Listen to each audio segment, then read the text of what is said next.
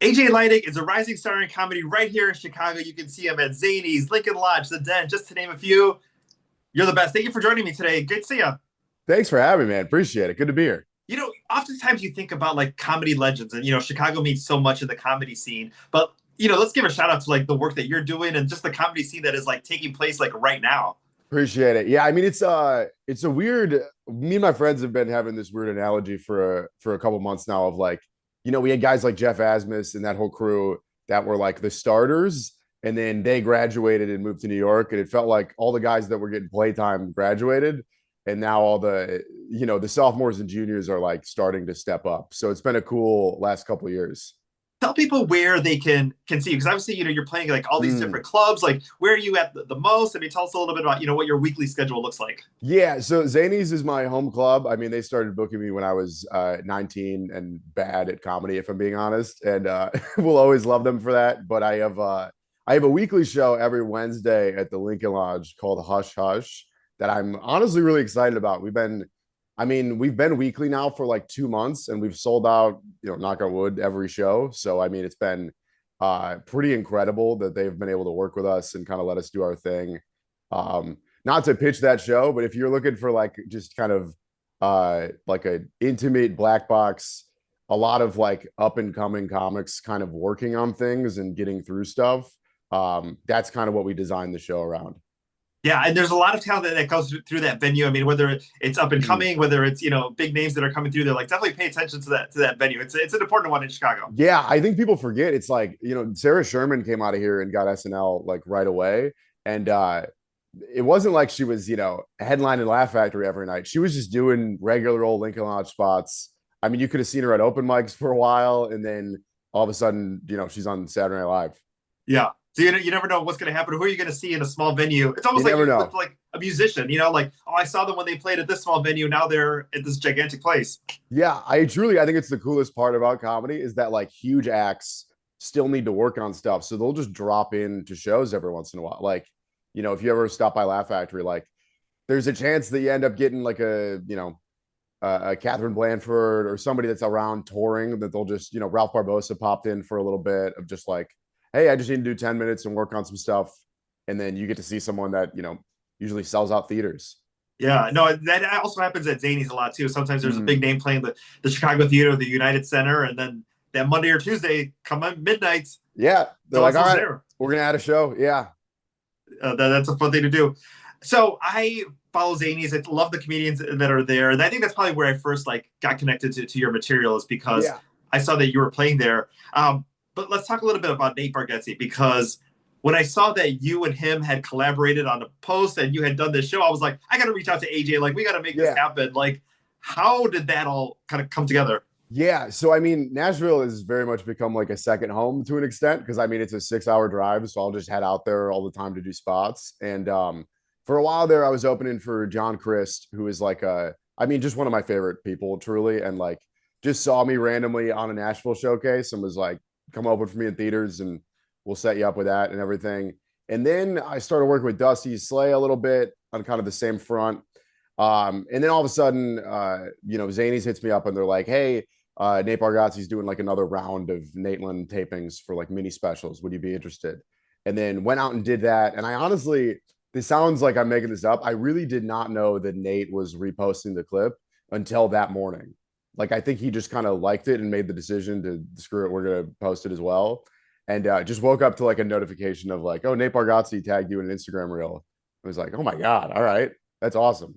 Your followers, well, how did that increase? How did that change from like that morning to like where we're at now? Yeah, I mean, definitely gave me a little bump of like his community reaching out. And also, what I really like about Nate's community and that whole crew is like, they're real, genuine comedy fans. It's not, not to shit on the crowd work trends or anything, but like they just really like well written material. They just really like comedy. So, like, a lot of the comments under that video are people being like, this kid's really good. Like, can't wait to see where he is in a couple years. Like, people knowing that there's like a process to it. Yeah. And that was really cool, honestly.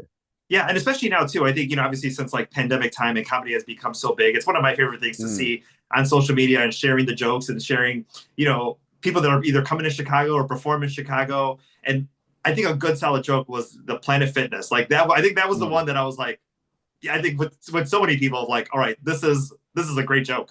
Thank you. Appreciate that. Yeah. And it's it's fun because it's true. I used to work, well, it was in LA Fitness, but it's the same Yeah. quality of gym. And yeah, I mean, I was literally working in LA Fitness for like 3 years there and just driving out to Chicago immediately after to hit open mics. And then for that to be like the joke that they reposted, that did feel like a cool full circle moment. Yeah, no, it's one of those things I think so many people can relate to, either that experience of going to a particular gym or a particular experience, or just, someone who has a position of like, you're going to show me how to like work Yeah. out and do this. And they're like, yeah, I don't even know why I'm here. Well, and it's also not to make it a bigger thing, but it's like that's kind of life as like a 19-year-old in 2020 is just like, okay, you gotta get a job somehow. So you gotta like pretend you know what you're doing, but you really haven't done anything yet. So I was really just trying to give advice to people that I was like, they know way better than I do. They don't know that I don't know anything. It is fake it till you make it at 19, at Yeah. 29, at 39, at 49, at Yeah. 59, at every age, above that too. Growing up, Woodstock, is that where you grew up? And they're So like, I grew up in Algonquin, and then I went to school in Woodstock because the high school I was supposed to go to, not to shade them because I do like this. I was supposed to go to Dundee Crown, and then there were like 3 stabbings my 7th grade year at the school, and my mom was like, "Yeah, you're not going there," and so they sent me to like a private Catholic high school in Woodstock.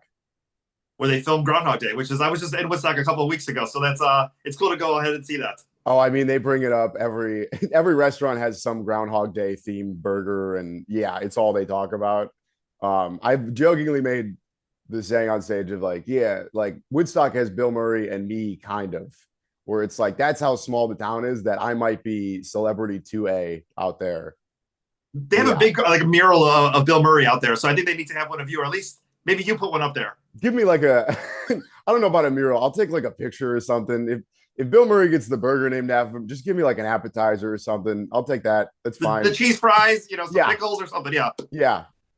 we got to work on that. You and I will go down to Woodstock. We'll go canvas all the restaurants. We'll find something. Yeah, if they could give me something, that would be great. I'd be a big fan of that. One of the other things that I love too is the roast battles, and I think I got to get Mm, myself down there to go and check those out, because those you're killing it in those. appreciate it. It is maybe the coolest part of the Chicago comedy scene right now is like because roast battle exists everywhere, but in New York, it's not like the best comics in the city are doing roast battle. Like Joe List isn't popping in on roast battle, but Yeah. roast battle Chicago has become such a large platform that like our best comics are like, no, I'm doing roast battle. I'm gonna like prepare and take time and write for this. I mean, I just did the one for the Windy City Festival. They did the one at the Den, and it was Yeah. like they practically sold out the Den, like a theater for roast battle. And you're like, this is insane to do that locally. I mean, it was just cool to be a part of. It was very impressive.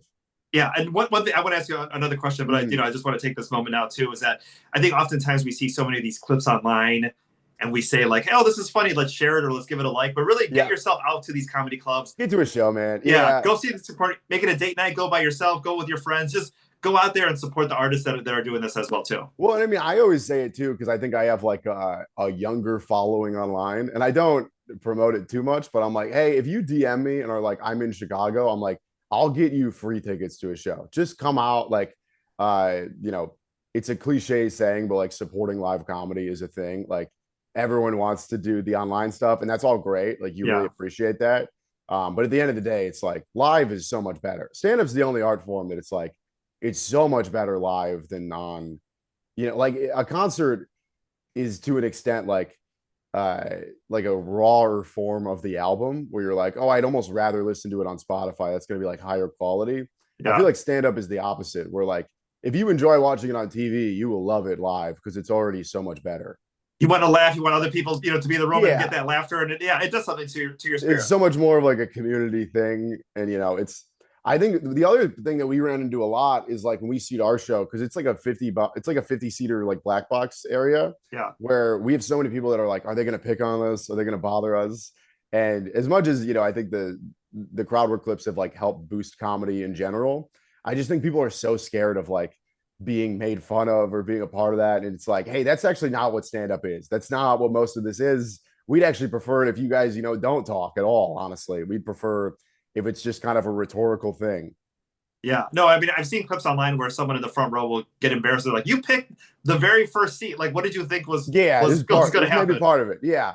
But also it's like that's not everyone's act. That's not Yeah. what we're doing. Like I would say our show, if anything, we're making fun of ourselves more. Like I remember so this past Wednesday, we just had like a random influx of a bunch of like finance district people come in. And I'm pretty sure every comic at some point made a joke of like, damn, the whole audience is dressed better than us. Because we're all poor. Like they were just they were crushing it. And we were like, damn, none of us ever owned a watch. You know, we don't do that. Like, Yeah. if anything, we're gonna gas up the audience. We're not. There's no part of us that's like, ah, oh, this guy in the front row looks poor. Where's the fun in that? You know?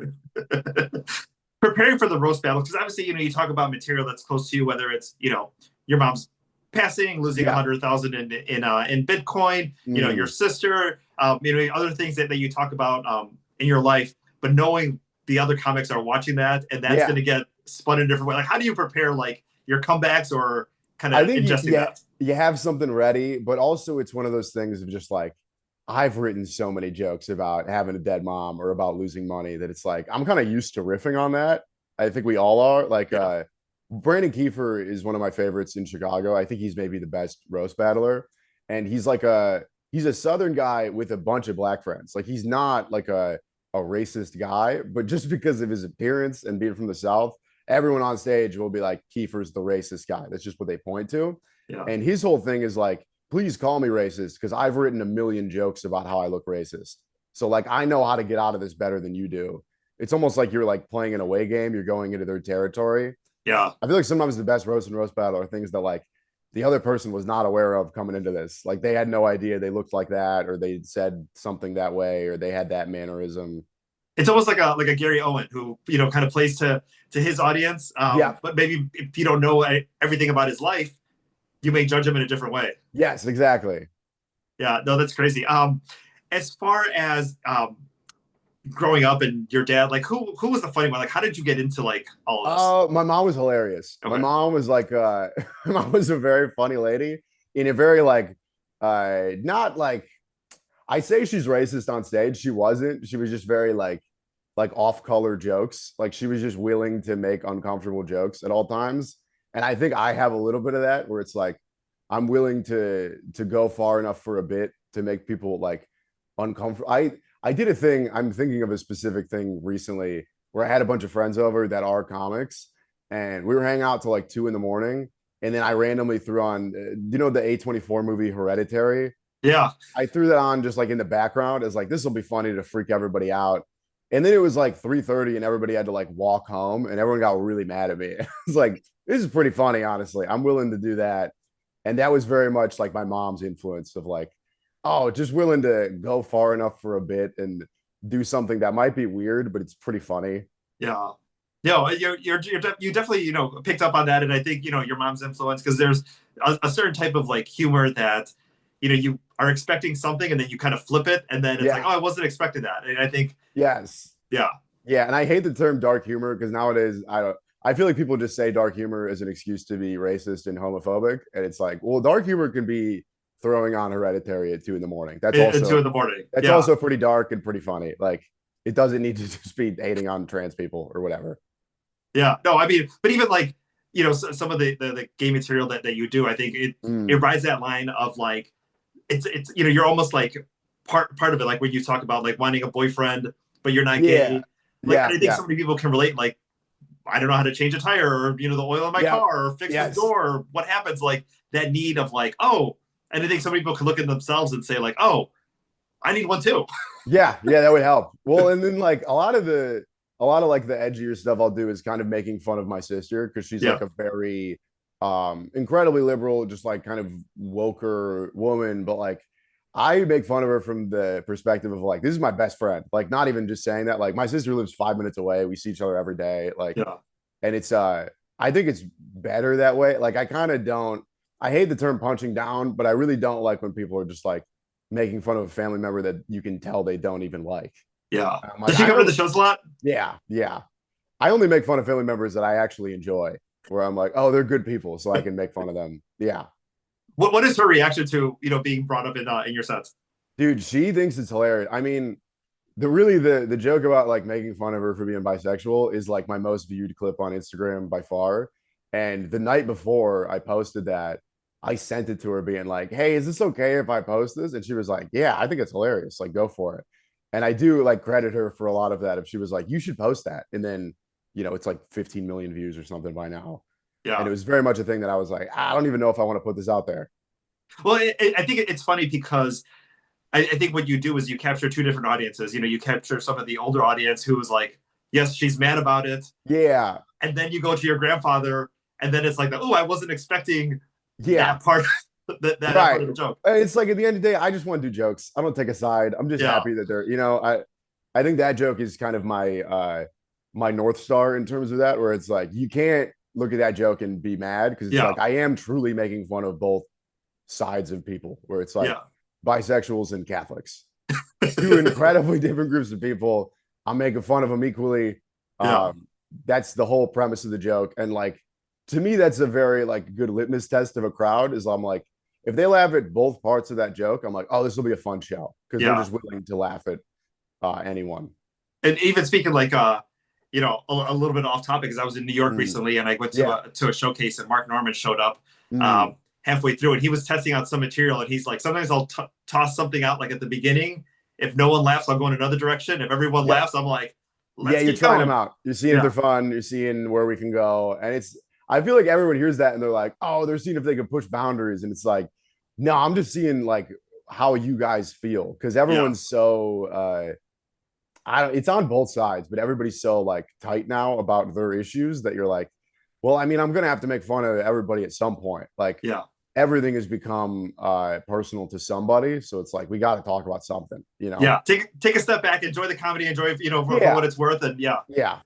And then, final thing here, your plans for the future, like near future, as far as like touring. I mean, in Chicago, going out bigger, like Yeah. what is kind of like on the horizon for you? Yeah, I was talking to my manager yesterday, and we're working on like I think in the spring I'm going out on like a solo thing a little bit. But in the fall I'm out with Noel Miller a whole bunch.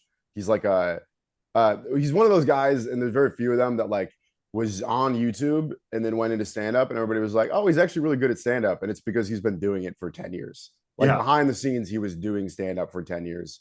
So he's very good at like. I'm a big fan of his personally, so I'm really excited for that. And yeah, it'll be fun. I'm really excited for those in the fall.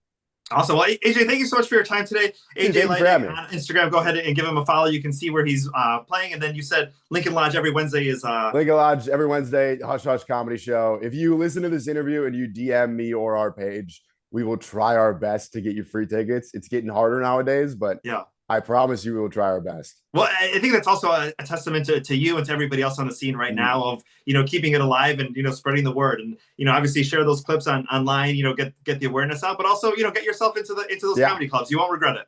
Absolutely. Yep. Awesome. Well, thank you so much for your time today. Yeah. Thank you for having me, dude. Appreciate you. Have a good one.